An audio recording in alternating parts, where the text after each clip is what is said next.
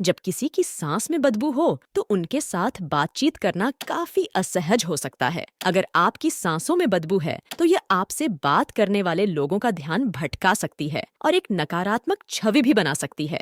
Mint, spray और गम का इस्तेमाल करने से भोजन के बाद अस्थायी रूप से बदबू छुप सकती है, पर यह स्थायी समाधान नहीं है जब बदबू लगातार रहती है। बदबू, जिसे हैलिटोसिस भी कहा जाता है, कई कारणों से हो सकती है और उपचार व्यक्ति के विशेष कारण पर निर्भर करता है। यहाँ पर है मुख्य कारण जो लगातार बदबू का कारण बनते हैं और इस स्थिति का इलाज या उपचार कैसे करें। 1. पूर ओरल हाइजीन। सोचिए, आपके दांत चमकते हैं जैसे चांदनी रात में तारे। इसे हासिल करने के लिए आपको बस 2 बार हर बार 2 मिनट के लिए दांत ब्रश करने की जरूरत है। यह दांतों को साफ और मजबूत रखता है। इसके अलावा रोजाना कम से कम 1 बार फ्लॉसिंग करना भी जरूरी है। फ्लॉसिंग से दांतों के बीच में फंसा खाना निकल जाता है जो ब्रश नहीं निकाल पाता। और हाँ, जीभ की सफाई भी बहुत जरूरी है। जीभ पर जमा बैक्टीरिया से बदबू आती है, इसलिए जीभ को साफ रखना चाहिए। अब बात करते हैं माउथवॉश की। माउथवॉश एक तरह का तरल पदार्थ होता है जिसे मुंह में डालकर कुल्ला किया जाता है। इसमें ऐसे तत्व होते हैं जो बैक्टीरिया को मारते हैं और मुंह को ताजगी प्रदान करते हैं। उदाहरण के लिए, लिस्ट्रीन जैसे माउथवॉश को अमेरिकन डेंटल एसोसिएशन से मान्यता प्राप्त है। ये मतलब है कि ये माउथवॉश सुरक्षित और प्रभावी हैं। इसके अलावा डॉक्टर के प्रिस्क्रिप्शन से मिलने वाले माउथवॉश भी होते हैं जो और भी ज्यादा शक्तिशाली होते हैं। क्या आपने थोड़ा हेल्दी हिंदी को सब्सक्राइब किया? एक टूथब्रश उठाइए और उसे सीधे सब्सक्राइब बटन पर फेंकिए ताकि वो क्लिक हो जाए। तो चलें आगे। 2. Regular dental checkups. कल्पना कीजिए, आपका डेंटिस्ट आपके दांतों का सुपर हीरो है। हर साल 1 बार और हर 6 महीने में दांतों की सफाई के लिए डेंटिस्ट के पास जाना बहुत जरूरी है। ये जांचें और सफाई आपके दांतों को चमकदार और स्वस्थ रखती हैं। प्रोफेशनल स्केलिंग से टार्टर, जो कि दांतों पर जमी हुई मैल होती है, को हटाया जाता है। जब आप नियमित रूप से डेंटिस्ट के पास जाते हैं तो वो दांतों की डिके और मसूड़ों की बीमारियों को जल्दी पहचान लेते हैं। ये बीमारियां हैलिटोसिस यानी मुंह की बदबू का कारण बन सकती हैं, इसलिए इन्हें जल्दी पकड़ना और इलाज करना बहुत जरूरी है। 3. Dry mouth. सोचिए, आपका मुंह एक नदी की तरह है जिसमें लार नामक पानी हमेशा बहना चाहिए, लेकिन कभी-कभी कुछ दवाइयों के प्रभाव या कुछ शारीरिक स्थितियों की वजह से यह नदी सूख सकती है। जैसे अगर किसी को मुंह से सांस लेने की आदत हो जो कि नाक में रुकावट, जैसे कि टेढ़ी नाक की हड्डी या एलर्जी के कारण हो सकती है, तो उनका मुंह सूख सकता है। इस स्थिति में एक डॉक्टर या ईएनटी, कान, नाक, गला विशेषज्ञ से मिलना सबसे अच्छा होता है। वे इस समस्या की जड़ तक पहुंचकर आपको सही सलाह और उपचार प्रदान कर सकते हैं। जब आपका मुंह स्वाभाविक रूप से नम रहता है तो यह बैक्टीरिया को पनपने से रोकता है, जिससे मुंह की बदबू भी कम होती है। इसलिए इस समस्या का समाधान ढूंढना बहुत जरूरी है। आपके मुंह की नमी वापस आ जाने से आपकी सांसें फिर से ताजा और स्वच्छ हो सकती हैं। 4. डाइट।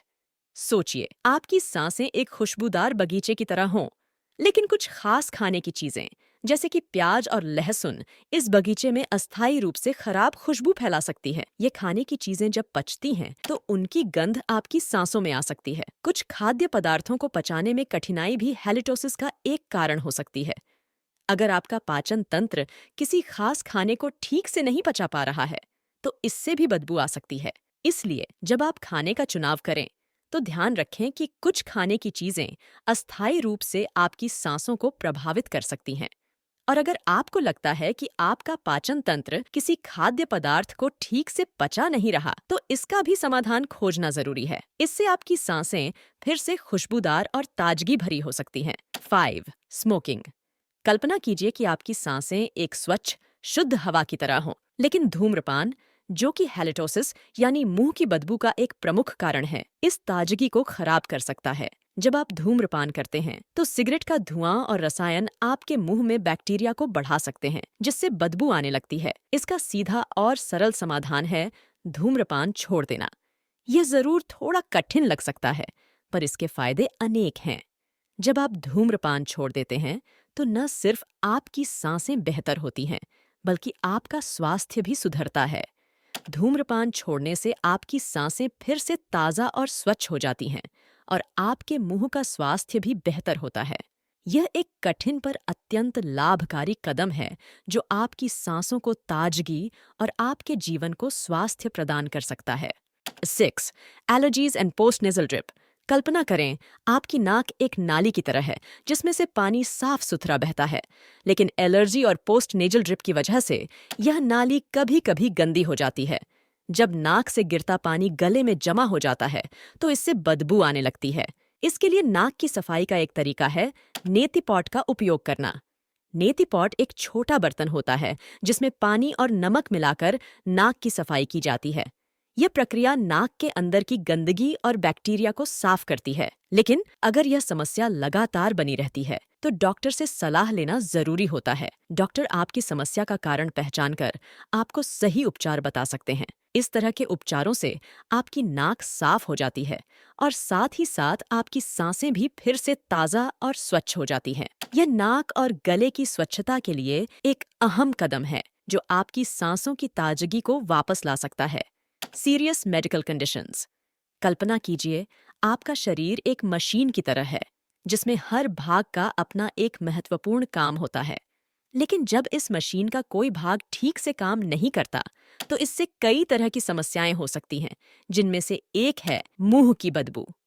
ऐसी कई गंभीर चिकित्सा स्थितियां होती हैं जो हैलिटोसिस का कारण बन सकती हैं। इन गंभीर चिकित्सा स्थितियों की पहचान और उपचार आवश्यक है।